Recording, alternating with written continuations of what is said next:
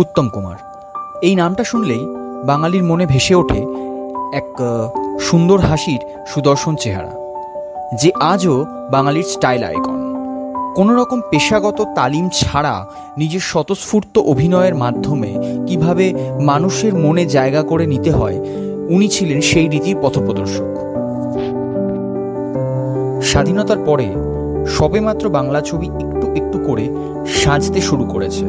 ঠিক তখনই সাদা কালো পর্দায় অভিনয়ের জাদুকাঠির পরশে বাংলা ছবির রঙিন উপন্যাসকে যিনি এক লহমায় অন্য মাত্রায় নিয়ে গিয়েছিলেন, তিনি উত্তম কুমার। তিনি ছিলেন 60-এর দশকের একমাত্র হার্ট থ্রব। 1926 সালের 3রা সেপ্টেম্বর কলকাতার আহিরিটোলায় মামার বাড়িতে জন্ম হয় সাতকড়ি চট্টোপাধ্যায় ও চপলা দেবীর জ্যেষ্ঠ পুত্র অরুণ কুমার চট্টোপাধ্যায়ের। বাবা কলকাতার মেট্রো সিনেমা হলে মেশিন অপারেটরের কাজ করতেন। সাউথ সাব আরবান স্কুল থেকে তার পঠন পাঠনের হাতে খড়ি। পরবর্তীকালে বাণিজ্য বিভাগে ভর্তি হন গোয়েঙ্কা কলেজে, কিন্তু পারিবারিক দুরবস্থার জন্য তার স্নাতক স্তরে পড়াশোনা অসম্পূর্ণ থেকে যায়। তাই বাধ্য হয়ে কলকাতা পোর্ট ট্রাস্টে তাকে কেরানি পদে কাজে যোগ দিতে হয়। বাবা সাতকড়ি চট্টোপাধ্যায় ছিলেন নাট্যপ্রেমী মানুষ। হয়তো সেই সূত্র ধরেই তার মধ্যে জন্ম নিয়েছিল অভিনয়ের ইচ্ছা।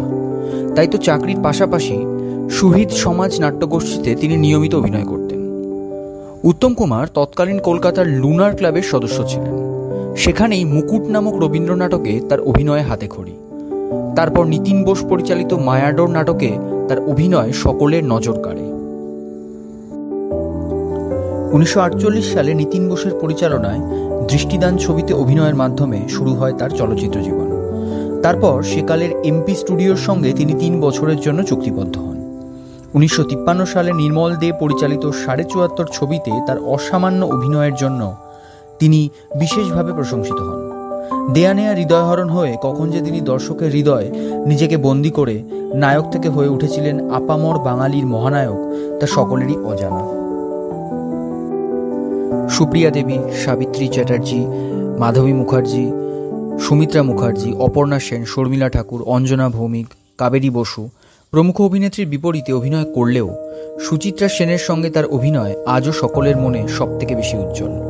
সর্বকালের শ্রেষ্ঠ পরিচালক সত্যজিৎ রায়ের সঙ্গে তার কাজের পরিমাণ খুবই স্বল্প, মাত্র 2টি, নায়ক ও চিড়িয়াখানা। 1967 সালে অ্যান্টনি ফিরিঙ্গি ও চিড়িয়াখানা 2টি ছবির জন্য তিনি জাতীয় পুরস্কার পান এবং 1975 সালে তিনি মহানায়ক পুরস্কারে সম্মানিত হন।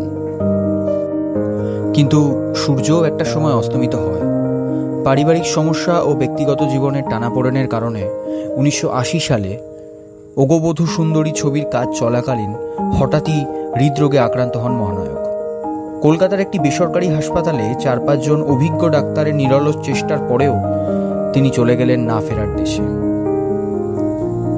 শুধু নায়ক নন, বাঘবন্দি খেলা, কলঙ্কিনী কঙ্কাবতীর মতো ছবিগুলিতে খলনায়কের চরিত্রে তার অভিনয় আজও আপামর বাঙালির মনের মণিকোঠায় স্বমহিমায় ভাস্বর হয়ে আছে। তাই তো মৃত্যুর এত বছর পরেও বাঙালির একমাত্র ও অদ্বিতীয়, চিরদিনের, চিরকালের মহানায়ক উত্তম কুমার।